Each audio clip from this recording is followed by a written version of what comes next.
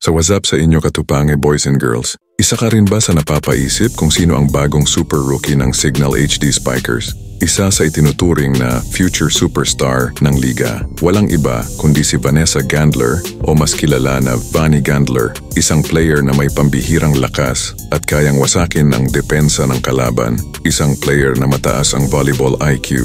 Ngunit alam mo bang bago pa man siya hangaan ng mga tao, ay una na siyang hinusgahan at pinagtawanan. Nagduda sa sariling kakayahan, lalo na nung una niyang pagpasok sa loob ng volleyball court noong UAAP Season 81. Kaya naman sa video na ito, ay pag-uusapan natin ang pagbangon ni Gandler mula sa most hated player hanggang sa rising superstar ng liga. Diversity number 5, Vani Gandler!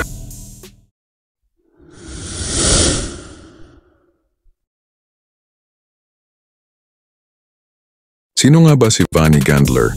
Si Vanessa Vani Gandler ay isinilang noong December 5, 2000. Siya ang pinakabata sa 4 na magkakapatid sa pamilya Gandler, anak ni Norbert at Gina Gandler. Si Gandler ay lumaki sa Muntinlupa. Nagsimula siya sa kanyang paglalakbay sa volleyball noong siya ay nasa ika-4 na baitang, kahit na wala siyang impluwensya mula sa kanyang pamilya sa larong ito. Mula sa paglipat ng paaralan patungo sa pagdiskubre ng volleyball noong ika-4 na baitang dahil sa imbitasyon ng isang kaibigan, ang landas ni Vani ay hindi inaasahan na sa huli ay nagdala sa kanya sa isang magandang kinabukasan sa larong ito.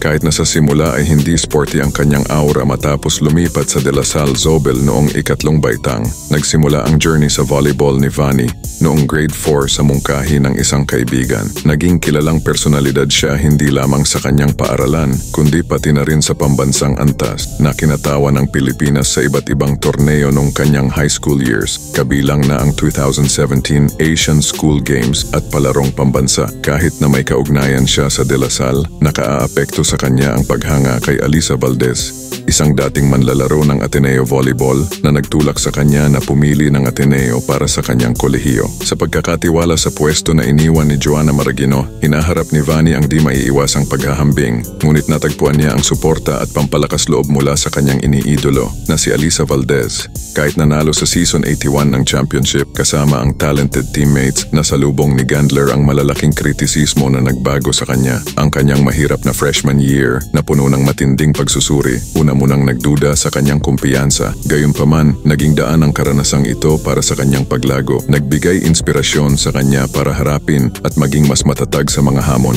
Ipinakita ni Gandler ang kanyang potensyal noong pre-season, ngunit sumalubong siya ng pambabatikos matapos ang mahirap na debut sa UAAP. Ang malaking pressure at kritisismo sa social media matapos ang laban ng mabigat na laban sa La Salle ay malalim na naapektuhan siya. Kahit nanalo siya ng championship noong taon na yon, patuloy pa rin ang laban sa mga kritisismo na nagpigil sa kanya na balikan ang kanyang unang laro. Ang hindi inaasahang pagtigil dahil sa pandemya ng COVID-19 ay naging panahon ng pagmumuni-muni at pagkilala sa sarili para kay Gandler. Ito ay nagbigay sa kanya ng pagkakataon na suriin ang kanyang mga layunin at ibangon ang kanyang sarili sa mental at physical na aspeto. Sa panahong ito, nagpasiya siyang harapin ang kanyang nakaraang performance, kinikilala ang kanyang mga pagkakamali at tinanggap ang kritisismo bilang kasangkapan para sa pagpapabuti. Sa pagbabalik ng UAAP, lumitaw si Gandler bilang mahalagang player para sa Ateneo, nagpakita ng tapang at naging leader ng team kahit na hindi nakapasok sa Final Four. Habang nagpapaalam siya sa kanyang collegiate career ng walang panghihinayang, iginigit niya na ang kanyang pinakamalupit na season ang naging pundasyon na humulma sa kanya bilang isang manlalaro sa kasalukuyan.